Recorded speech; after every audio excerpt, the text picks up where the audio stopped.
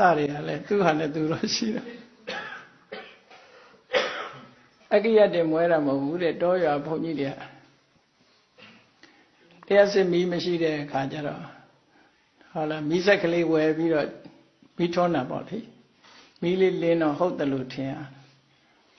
ဘုန်းကြီးတစ်ပါးပြောတယ်ဆရာတော်ကြီးတစ်ပါးသူတတိပေးတယ်တဲ့ကိုတော်မီးဆက်ရှိတယ်ဆိုကိုတော်ဝန်တာမနေနဲ့မီးဆက်ကသင်္ကန်းစားလိုက်မယ်လို့ပြောတာသူကသဘောမပေါက်ဘူးတဲ့သင်္ကန်းစီပေလို့နဲ့တူတယ်လို့အဲ့လိုအောင်မေးနောက်ကြတော့မီးဆက်ကပြက်ပါလေရောပြက်တဲ့အခါကျတော့မီးဆက်ကပြင်ကဘယ်လောက်ပေးရမယ်ဆိုမတတ်နိုင်တော့သင်္ကန်းရောင်းပြီးပေးဟာအဲ့ဒီကျမှသဘောပေါက်တယ်သင်္ကန်းစားပြီမီးဆက်ကသင်္ကန်းစားပြီအဲ့ဒါကိုဘုန်းကြီးတွေကအတန်နဲ့ပြောပြတယ်ဟုတ်တာပေါ့ကိုရောတဲ့မီးဆက်ကအဲ့ဒါစပြီးတော့လှည့်လိုက်တဲ့အခါမြည်တာရှိထုတ်ရှိ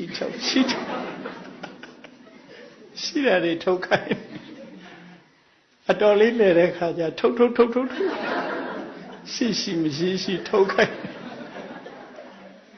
ရလိုက်တဲ့အခါကျဖို့ဟုတ်တာပဲ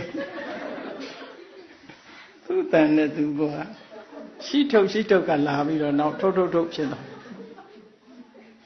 ထုတ်တော့ကုန်တာပေါ့နောက်ဆုံးကျဖို့ဖြစ်သွားချက်ညက်မှပြောတဲ့ဘုန်းကြီးတွေရှိတယ်ဘုန်းကြီးကျောင်းကဟာသတွေထဲမှာပါတယ်နော်ချက်ညက်မှပြောတယ်ဟုတ်တယ်အဲ့ဒါစကိုင်းတောင်ကဆရာတော်တစ်ပါးဆိုတော့ဒီလိုပဲတကာကခြေကားလေးတစ်စိမ့်လှူထားတာသွားရလားဟိုနာခါတိုင်းလမ်းလျှောက်သွားတဲ့နေရာကိုလမ်းကိုမလျှောက်တော့ခါနေကြာတော့သင်္ကန်းတွေကုန်ထွက်ကုန်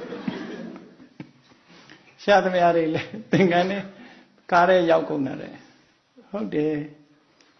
ဒါမို့ကားဝယ်စီးတဲ့သူတွေကအောင်လေဘုန်းကြီးတစ်ပါးရဲ့ definition ကတော့ကားလို့ပြောတော့မော်တော်ကားတဲ့ပထမတော့မော်လို့ကြွားလို့ရတယ်တဲ့ကားရှိတယ်ဆိုရင်နောက်ကြတော့ကားဟန်ကြတယ်တော်တယ်ဟိုနေရာသွားလိုက်လွဲတယ်တော်တယ်နောက်ကြတော့ကားသွားတယ်အတိတ်ပဲဖွင့်တာမော်တော်ကားတဲ့မော်ရတယ်တော်တယ်ကားနောက်ကြတော့အဆုံးသတ်မကောင်းဘူးပေါ့နော်